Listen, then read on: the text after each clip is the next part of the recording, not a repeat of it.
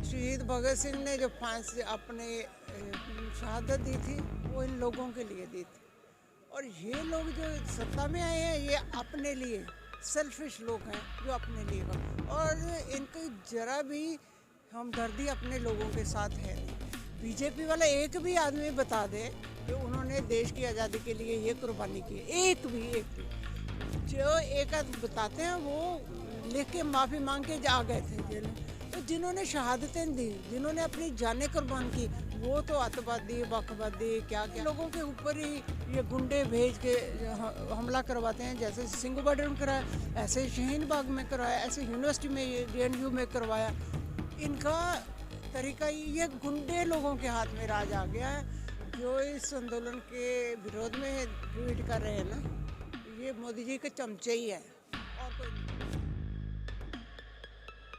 2 दिन पहले देखा था सिंगू बॉर्डर में कैसे तार लगाई है, कैसे बैरिकेड लगाए हैं। तो बड़ा दुख हो रहा है। ये आज इधर भी देखा तो मानो है कि अपने देश में है। हम लोग अपने देश में ऐसे हम लोग किसी भी देश के दूसरे देश के बॉर्डर में भी ऐसा नहीं होगा। किसी ने ऐसी कांटों वाली तार नहीं लगाई होगी, ऐसे बेल्ट करके उसको बैरिकेटर को नहीं फिट किया होगा। 10-10 लेयर लगाई हुई है। तो ऐसा फील हो रहा है कि हम तो दूसरे देश के हैं और दिल्ली वाले दूसरे देश के हैं, है ना?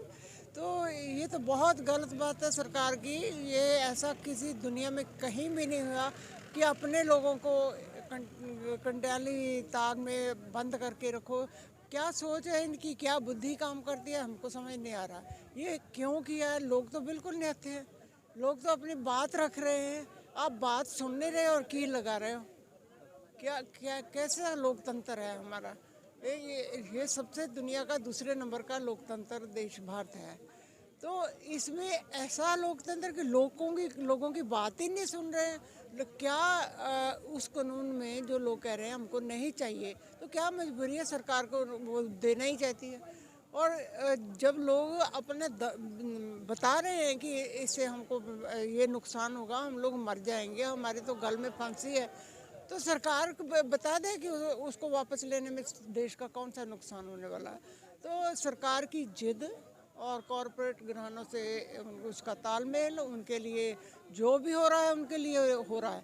आम आदमी के लिए कुछ भी नहीं हुआ। इनकी सरकार जब से बनी है एक काम भी ऐसा बता दें जो लोगों की भलाई के लिए हो।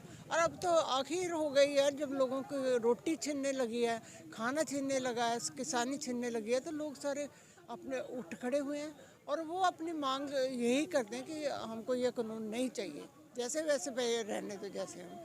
तो सरकार की जिद है या उसकी मजबूरी है ये समझ नहीं आ रहा। लेकिन इतना सरकार को ज़रूर याद रखना चाहिए कि जब लोग उठ जाते हैं, जब लोग जाग पड़ते हैं अपने अधिकारों की का उनको जागरण हो जाता है, तो वो सरकार से मनवा के ही रहते हैं। सरकार लोगों के लिए होती है, लोग सरकार के लिए नहीं होते हैं। लोग सरकार बनाते हैं कि अच्छे से सिस्टम चले और लोगों की बात माने सरकार। जब लोगों की बात नहीं सुनेगी सरकार, तो लोग क्यों उसको नेक्स्ट टाइम बनाएंगे। और याद रखें ये सरकार अगर अगर उन्होंने ये लंबा किया तो इसमें बहुत सी मांगे और जुड़ जाएंगी जो जो ठीक है, जायज़ मांगे हैं। इसमें ये भी आएगा कि EVM बंद किया जाए। EVM के जरिए ये जीत रहे हैं, इनके पक्ष में मेजॉरिटी नहीं है, अभी भी नहीं है। चाहे सीटें ज़्यादा ले लिए, लेकिन मेजॉरिटी लोग इनके हक पक्ष में नहीं है। तो अब तो इनके पक्ष के लोग भी हमारे जुड़ रहे हैं कि नुकसान सभी का हो रहा है। तो सरकार को सोचना चाहिए, कुछ ना कुछ ऐसे कंटाली तार लगा के लोगों को नहीं चुप करा सकते। लोगों की आवाज़ बंद कर दें, इंटरनेट बंद कर दिया, कहीं बाहर इनकी आवाज़ न जाए, तो उसमें क्या पाया इन्होंने? उसमें ज़्यादा उनकी आवाज़ उठी है किसानों की कि कोई बात तो है। ये उनकी बात बाहर नहीं आने दे रहे हैं, इंटरनेट बंद कर रहे हैं, उनको दबा रहे हैं, तो सारी दुनिया में तहलका मचा हुआ है। तो क्या देश का नाम बना रहे हैं, क्या लोगों को दे रहे हैं? देखो शहीद भगत सिंह ने जो फांसी अपने शहादत दी थी वो इन लोगों के लिए दी थी। और ये लोग जो सत्ता में आए हैं ये अपने लिए सेल्फिश लोग हैं जो अपने लिए और इनकी जरा भी हमदर्दी अपने लोगों के साथ है नहीं। टिकरी के सारे आंदोलन में कितने लोगों शहीद हुए हैं, एक शब्द भी इनके पास, एक शब्द कहने का भी टाइम नहीं मिला कि इतने लोग मर रहे हैं, ऐसे मौसम में रह रहे हैं, इतनी देर से घर छोड़ के आए हैं, इतना नुकसान उनका हो रहा है, बिल्कुल इनको कोई परवाह नहीं। और उधर इलेक्शन है तो उस पर जोर लगाया है। तो मैं यही अब कि ऐसे शासक को कोई भी पसंद नहीं करेगा। नेक्स्ट इलेक्शन आएंगे तो लोग इनको उतार के दिखा देंगे, ऐसे जो जहाँ से उठाया था वहीं गिरा देंगे। तो इनको सोचना चाहिए लोगों के लिए। जो इस आंदोलन के विरोध में ट्वीट कर रहे हैं ना, ये मोदी जी के चमचे ही है और कोई नहीं कर रहा है। ये बॉलीवुड के जो आप लोग तो दूसरे देश के में दखल दे सकते हो। और आपने देखा ना एक जो अफ्रीका अमेरिका में जो एक पुलिस ने मारा था, है ना, उसके विरोध में अमेरिका में नहीं विरोध हुआ था, इंग्लैंड में भी हुआ, दूसरे सारे देशों में हुआ भी। ये गलत किया है। जहाँ पर गलत होता है सारी दुनिया बोलती है। अगर यहाँ गलत हो रहा है, कोई बोला, किसी ने ट्वीट कर दिया, हरियाणा ने कर दिया या ग्रेटर ने कर दिया, तो क्या आफत आ गई? इसका मतलब तुम लोग गलत हो, सिर्फ अपनी गलती सुधारो। क्यों इंटरनेट बंद किया? क्यों आवाज़ लोगों की बंद करते? क्यों नहीं लोगों की बात मानते? आपको किस लिए बनाया है? लोगों के लिए बनाया, तो आप लोगों की बात क्यों नहीं सुनते? क्या डिक्टेटरशिप कभी भी कायम नहीं रह सकती? जितने भी डिक्टेटर दुनिया में है, लोगों ने उतार के फेंक दिए, चाहे उसमें टाइम लगे या थोड़ा लगे या ज़्यादा लगे। दुख लगता है जी। वो देश जिसके हजारों साल लड़के अपनी शहादतें दे के इस देश को आज़ाद करवाया, मोदी जी के लिए तो नहीं गद्दी पे बिठाने के लिए बनाया था, इन लोगों के लिए बनाया था। और अब ऐसे लोगों के हाथ में पावर चली गई है कि लोगों की परवाह नहीं करते। तो उन्होंने शहादत तो लोगों के लिए दी थी।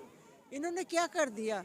लोगों को, अपने लोगों को किले के अंदर में बंद कर दिया, अपने लोगों के लिए कील लगा दिए, अगर कोई गिर जाए तो बच नहीं सकता। और अपने लोगों के ऊपर ही ये गुंडे भेज के हमला करवाते हैं। जैसे सिंगू बॉर्डर में कराया, ऐसे शाहीन बाग में कराया, ऐसे यूनिवर्सिटी में, DNU में करवाया।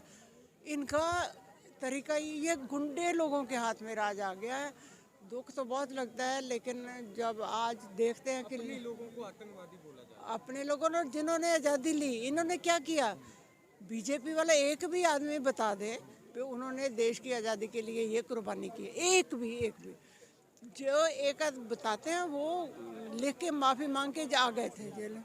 तो जिन्होंने शहादतें दी, जिन्होंने अपनी जानें कुर्बान की, वो तो आतंकवादी, बखवादी, क्या क्या कह रहे हैं, खालिस्तानी कह रहे हैं।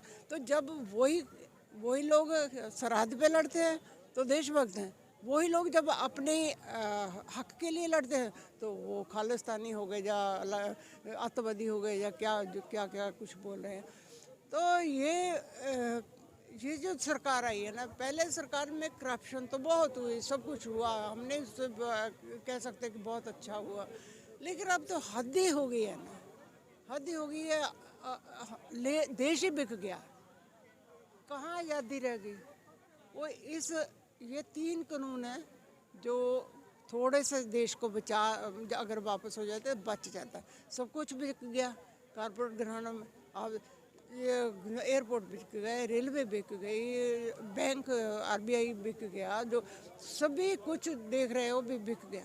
एक किसानी रह गई है, इससे रोटी भी खा रहे हैं सभी, और ये बिजनेस भी कभी ख़त्म नहीं होने वाला। और इसी पर आंख थी और इसलिए इन्होंने इसको ये तीन कानून बनाए। और तो लोग उठ खड़े हुए हैं। अब ये कानून लागू तो नहीं होंगे कभी भी, तो इसको वापस करवा के ही जाएंगे। लोगों के मन में बड़ा उत्साह, बड़ा गुस्सा भी है सरकार के लिए। तो अब सरकार को सोचना है कि कितनी जल्दी ख़त्म करना है। अगर लोगों की ज़ुबान बंद करेंगे, मीडिया को आप गुलाम कर लेंगे, और जो जर्नलिस्ट इनके किसानों की बात बताता है उसको आप ख़त्म करना चाहते हैं, तो ये समझिए कि इनके अपने ये डरे हुए हैं, इनके गिनती के दिन हैं। ये इनका जो क्या बोलते हैं, उल्टी गिनती शुरू हो गई है।